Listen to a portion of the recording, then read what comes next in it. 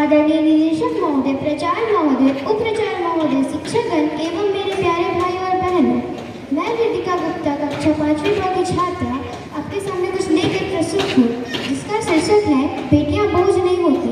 उससे पहले मैं अपनी बड़ी शिक्षिका रूपाली मैम को धन्यवाद कहना चाहती हूँ, जो मुझे इस अवसर पर बोलने का मौका दिया। मम्मी ने मुझे जन्म दिया, पापा ने मुझे नाम, मैं इस दुनिया में आई, आपने मुझे दुनिया दिखाया ना पापा। मैं थोड़ी संभली, आपने मुझे चलना सिखाया ना पापा। शाम हो गई है, घुमाने ले चलो ना पापा। चलते चलते थक गई हूँ, कंधे पर बैठा लो ना पापा। अंधेरे से डर लगता है, सीने से लगा लो ना पापा। स्कूल तो अब पूरी हो गई, कॉलेज जाने दो ना पापा। पाल पोस कर बड़ा किया, अब जुदा मत करो ना पापा। अब डोली पर बैठा दिया, आंसू मत बहाओ ना पापा। आपकी मुस्कुराहट बहुत अच्छी है, एक बार मुस्कुरा दो ना पापा, एक बार मुस्कुरा दो ना पापा। कहते हैं इस धरती पर बेटियां बोझ नहीं होती, कहते हैं इस धरती पर बेटियां बोझ नहीं होती। ये बात पूरी दुनिया को समझाओ ना पापा, ये बात पूरी दुनिया को समझाओ ना पापा। अंत में मैं अपने वाणी को विराम देते हुए कुछ पंक्तियां कहना चाहती हूँ। वो कुछ इस प्रकार है। हर लड़की को दुनिया कमजोर समझती है, हर लड़की को दुनिया कमजोर समझती है, पर हर लड़की को बराबरी का दर्जा देने वाला सिर्फ एक ही इंसान होता है।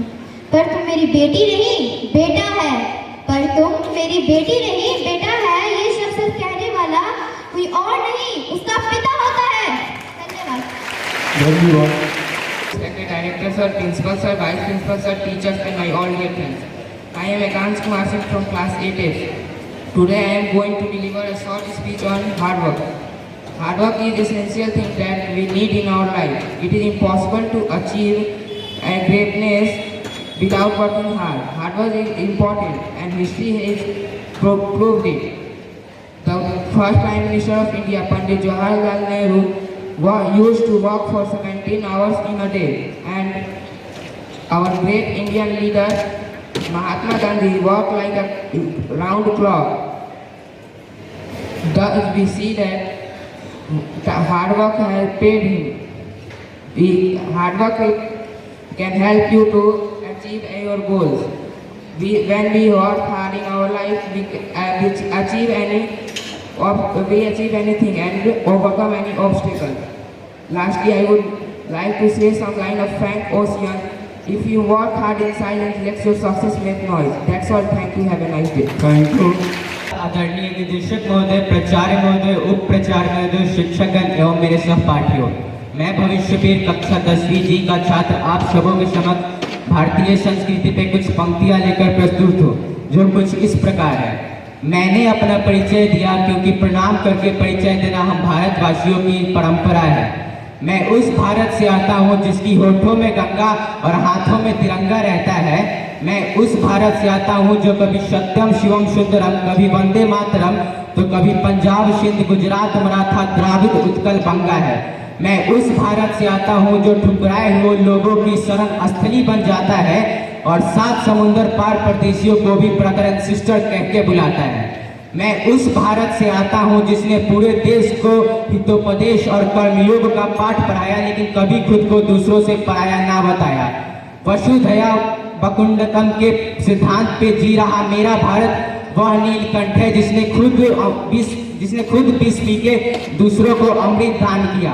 मेरा भारत देश कर्म गाता है, तीनों लोगों का स्वामी होकर भी वो माखन चुराता है और महाअवतार में आकर भी वो माँ के हाथों से मार खाता है।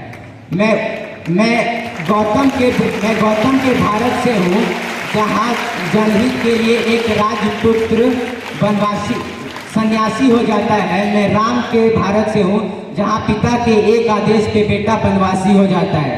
मैं उस भारत से हूँ जहाँ स्त्रियों को उनके स्वाभिमान से जाना जाता है, एक कुंवारी माता को उनके कुपति के नाम से जाना जाता है और 5 पतियों वाले द्रौपदी को देवी माना जाता है।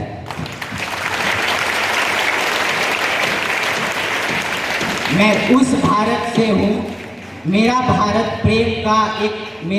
प्रेम का एक निष्ठ प्रकार है और मेरा भारत अहिंसा का जन्म स्थान है।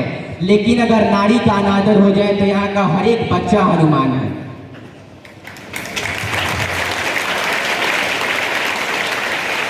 अंत में मैं अपनी वाणी को विराम देते हुए कुछ पंक्तियां कहना चाहता हूँ। दिल हमारा एक है, एक ही है हमारी जान, हिंदुस्तान हमारा है, हम हैं इसकी शान, जान लुटा देंगे इसके लिए, हो जाएंगे वतन पे कुर्बान, इसी से तो कहते हैं मेरा भारत महान। That's all. बहुत बहुत अच्छा।